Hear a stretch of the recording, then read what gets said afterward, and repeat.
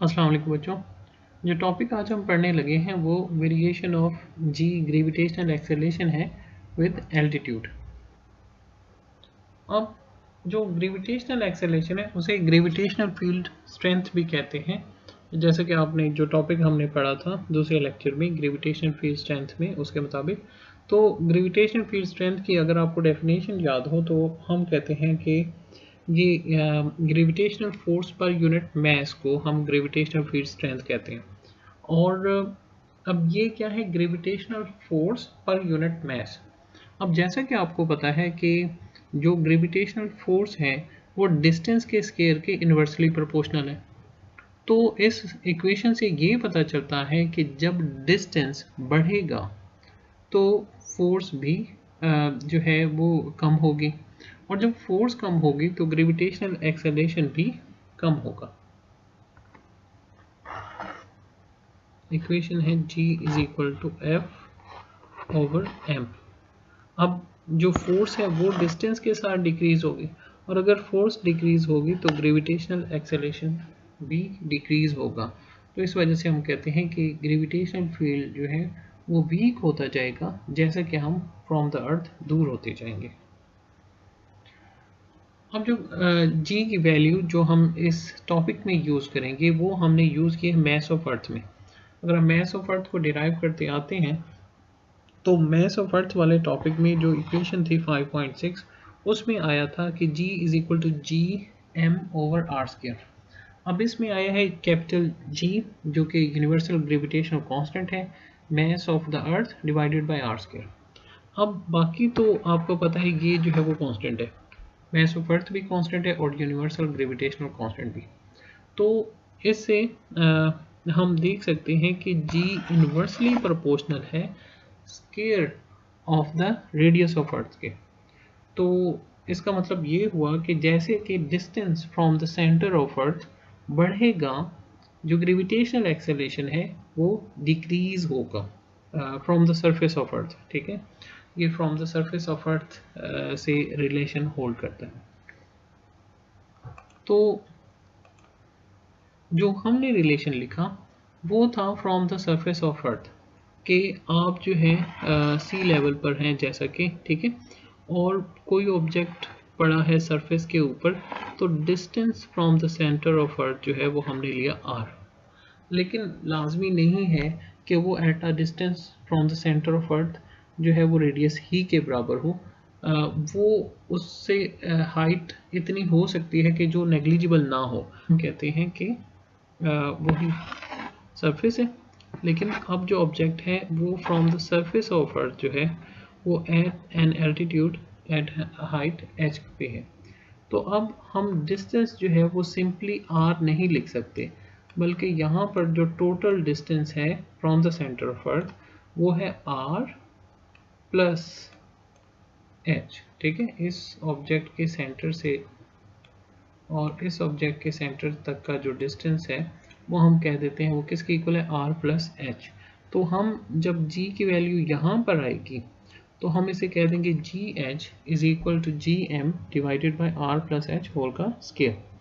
अब वही कि g और m यहाँ पर कांस्टेंट है, तो इससे ये पता चला कि जो gravitational acceleration at height h है वो इन्वर्सली प्रोपोर्शनल है आर प्लस एच होल के स्केयर के। मीन के यहाँ पर ना सिर्फ जो रेडियस ऑफ अर्थ है बल्कि उसके ऊपर जो सरफेस ऑफ द अर्थ से जितनी हाइट है उसको भी आप ऐड करना पड़ेगा।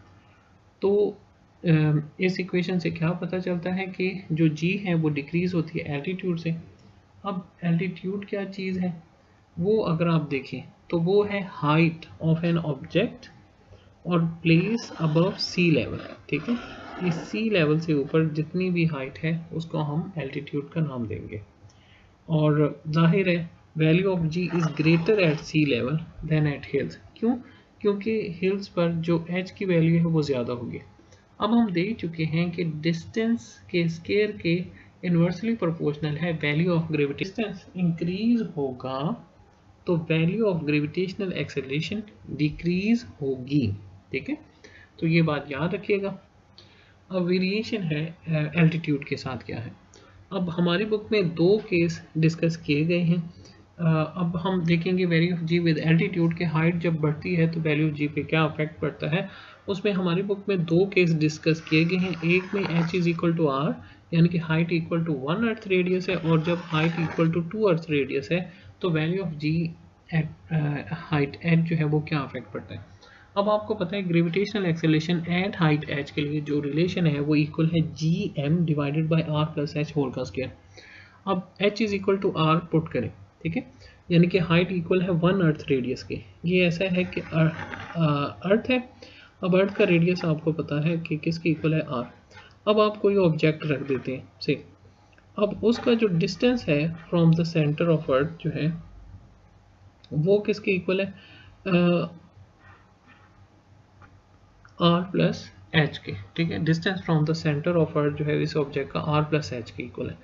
अब आप फर्ज करें कि ये जो h है वो इक्वल है r के, ठीक है, जो एल्टीट्यूड है वो इक्वल है r के, तो आप उस वक्त कह सकते हैं कि हाइट जो है वो इक्वल है 1 अर्थ रेडियस के। तो आप h की जगह, ठीक है, h की जगह आप क्या पुट कर देते हैं r। तो अब आप देखें बाकी फार्मूला वही है, g h is equal to G M R plus, अब h की जगह आपने क्या पुट कर दिया है r, ठीक है। तो ये आ जाएगा आर प्लस आर होल का स्क्वायर है, तो ये 2r 4r स्क्वायर। तो अब आप इसे अलहदा कर लें 4 को, ये ठीक है, तो ये बन जाएगा क्या 1/4, और बाकी क्या बचा जी एम आर स्क्वायर। अब आपको याद हो कि ये जो जी एम आर स्क्वायर है ये वही मैथ्स ऑफ अर्थ वाले टॉपिक में का हवाला दिया था कि ये इक्वल है जी के, ठीक है। तो आपको पता है g का क्या मतलब है, g जब हम लिख रहे हैं इस टॉपिक में तो इसका मतलब है ग्रेविटेशनल एक्सेलरेशन की वैल्यू सी लेवल पर एट द सरफेस ऑफ अर्थ, जब सी लेवल पे ऑब्जेक्ट हो और उस वक्त जो डिस्टेंस हो from the centre of earth वो रेडियस ऑफ अर्थ के इक्वल हो। और जो जी एच है वो वैल्यू है जब एल्टीट्यूड जो है वो हो और वो नेग्लिजिबल ना हो। यहाँ पर जो distance from the centre of earth है वो सिंपली आर नहीं बल्कि आर प्लस एच के इक्वल है। अब आपने क्या लिखा, जी एच की जगह जी एच लिख दिया, 1/4 की जगह 1/4 लिख दिया, और G M over R square की जगह आपने क्या लिख दिया जी। तो ये किसके इक्वल आ गया, g h is equal to 1/4 g. इसका मतलब ये हुआ कि अगर आप अर्थ से ऊपर इतना ज़्यादा चले जाते हैं कि आपकी जो हाइट है, जो डिस्टेंस है फ्रॉम द सरफेस ऑफ अर्थ वो 1 अर्थ रेडियस के इक्वल है, तो वहाँ पर ग्रेविटेशनल एक्सेलरेशन की जो वैल्यू है वो अर्थ की सरफेस पे जो वैल्यू है उसका डिवाइडेड बाय 4 हो जाएगा, 1/4 रह जाएगी। अब इसको यूँ ले सकते हैं कि अब आपको पता है कि सरफेस ऑफ अर्थ पे सी लेवल पे जो वैल्यू हम लेते हैं, अब हमारी जो बुक में हम कंसीडर कर रहे हैं वो 10 मीटर पर सेकंड स्क्वायर है जो हमारी बुक में हम ले रहे हैं, ठीक है। तो इसका मतलब ये है कि जब हाइट होगी 1 अर्थ रेडियस की इक्वल जी डिवाइडेड बाय 4, वो तकरीबन 2.5 आ जाएगा मीटर पर सेकंड। तो एट हाइट 1 अर्थ रेडियस जो वैल्यू रह जाएगी वो सरफेस ऑफ द अर्थ पर जो वैल्यू है 10 उसका 1/4 रह जाएगी 2.5। अब इसी तरह अगर 2 अर्थ रेडियस की इक्वल हो, ठीक है, 2 अर्थ रेडियस की इक्वल हाइट हो तो उस वक्त जी एच की वैल्यू क्या होगी, ये सारा वही है, जी एच की जगह जी एच पुट किया, और लेकिन यहाँ पर एच की जगह क्या पुट कर देना है 2r, ठीक है। तो r plus 2r 3r square आ जाएगा, ठीक है, सिर्फ ये फैक्टर चेंज हो रहा है। 3r स्क्वायर आपको पता है 9r स्क्वायर के इक्वल है। अब आपको पता है कि G M R square G M divided by R square equal है, ठीक है, इसको हम क्या पुट कर सकते हैं जी के इक्वल। तो ये आ गया g h is equal to 1/9 g. तो मीन के अगर हम इक्वल टू 2 अर्थ रेडियस के डिस्टेंस पर चले जाते हैं from the surface of earth तो वैल्यू ऑफ जी 1/9 रह जाएगी। सरफेस ऑफ द अर्थ पे जो वैल्यू होती है एट द सी लेवल जो वैल्यू होती है उसका 1/9 रह जाएगी। टॉपिक बच्चों यहाँ पे ख़त्म होता है, पढ़ के देख लीजिएगा। आप सब लोगों का बहुत शुक्रिया। अल्लाह हाफ़िज़।